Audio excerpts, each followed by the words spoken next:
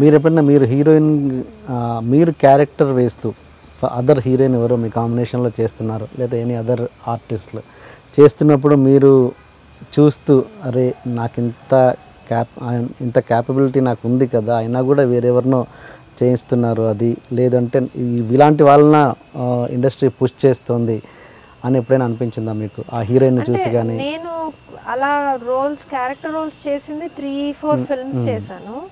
అప్పుడు అలా నేను అదే కదా చెప్తున్నాను, నా థాట్ ప్రాసెస్ అలా ఉండదు. అగైన్ నాకు too much of self confidence, నాకు నా లుక్స్ మీద నా టాలెంట్ మీద టూ మచ్ ఆఫ్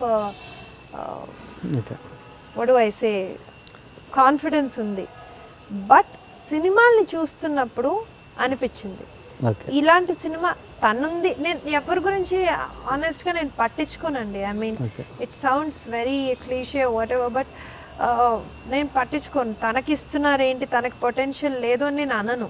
అది నేను అనను. తన లక్, తన టైమింగ్, తన కష్టం ఎవరికి తెలుసు.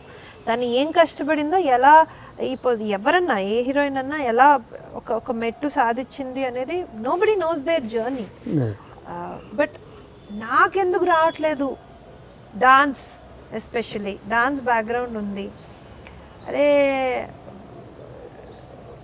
ఐ లవ్ డాన్సింగ్, సో నాకు కాన్ఫిడెన్స్ అనమాట డాన్స్ అంటే. ఒక సాంగ్ ఇచ్చి చూడండి ఎలా చేస్తాను అన్నట్టు ఉంటుంది యాటిట్యూడ్. సో అలాంటప్పుడు బయట ఎవరెవరినో తీసుకొచ్చి ఒక ఐటమ్ సాంగ్ ఇవ్వడం కానీ, ఐటమ్ సాంగ్ కూడా ఇవ్వడం కానివ్వండి, అది చేస్తే నాకు సరే వీళ్ళకి తెలియట్లేదులేండి, ఓకే నో ప్రాబ్లం అనేసి. That is one of the major reasons why I took a move to Bombay.